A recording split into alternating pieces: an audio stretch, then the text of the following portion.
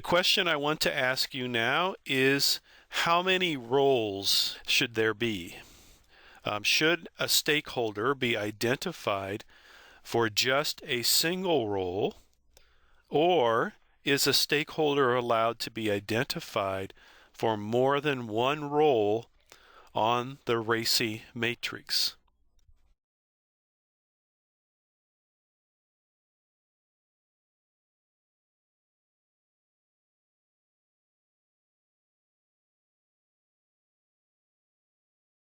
And the answer is that a stakeholder should be identified for just a single role. So even though we said that there can be multiple people in the informed and multiple people in the consulted, you shouldn't have any crossover between the two. You shouldn't see somebody's name in both of these. Every person should be in one column only. And of course, we said that there should be an easily identifiable person who is responsible, even though he or she may delegate to others. And there's one person who is accountable, usually the executive or the sponsor of the organization.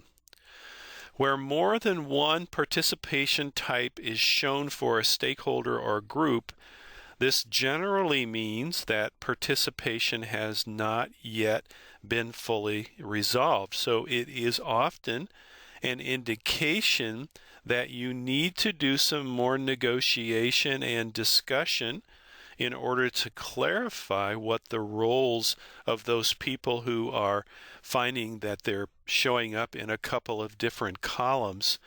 You need to have some kind of better clarification. Now, there is an exception to the previous rule that I just gave you. So fill in the blank here.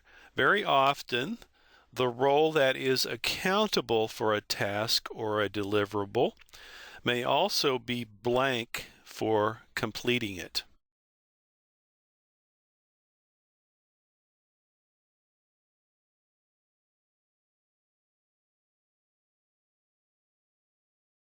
The answer is responsible.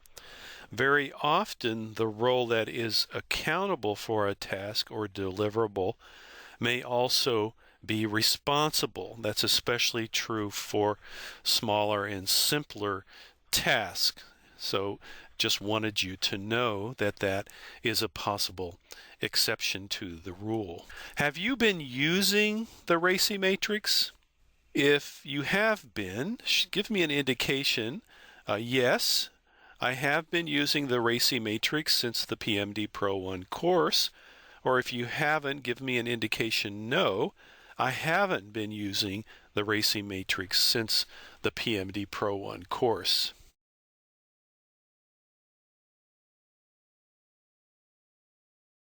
Now describe your experience using the RACI matrix. When and or how did you use RACI? What problems did you face when trying to use RACI?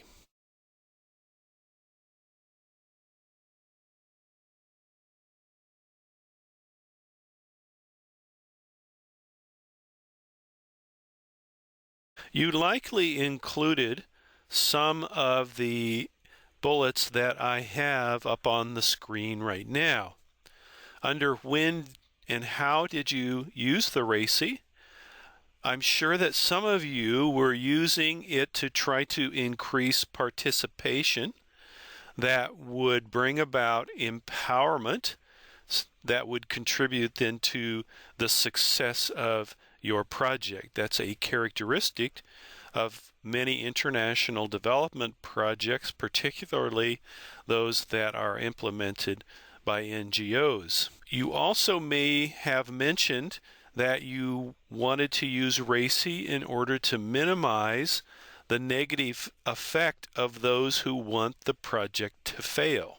Ideally, would wish that everyone wanted a project to succeed, but there are almost always people who have a negative attitude or see themselves as being in some type of competition with the project, and so it is very important to identify those people and to strategize how they can be given a role or how their roles can be managed to minimize their effects.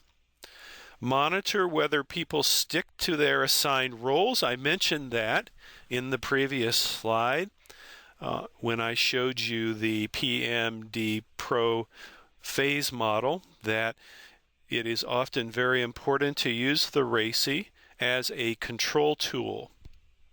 You can look at the RACI and compare that to what is actually happening to see if anyone has stepped outside of their assigned role and what type of action might be necessary to deal with that problem.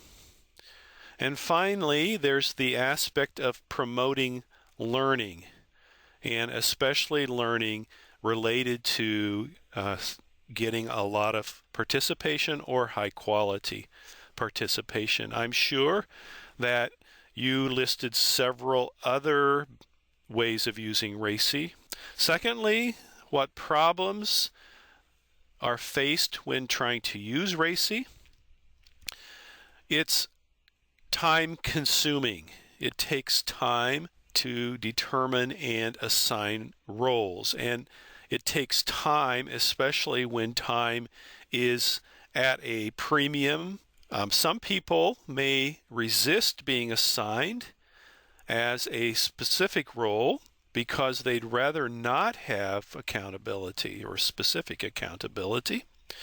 They'd rather be able to do anything that they want and not be restricted to a certain assignment. So it's good to try to be more specific from a manager's perspective. Some stakeholders may feel excluded if assigned certain roles. You may find that some stakeholders want to be in more than one of the columns. They want to be both in the C and the I. They'd like to be both consulted and informed at their choice. And you may need to, for example, tell them or negotiate with them that they are in the informed column and that actions or decisions may be taken without their feedback.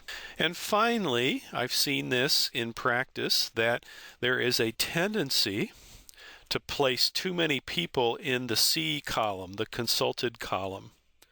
And that can make any decision related to change complicated, and it can really slow things down.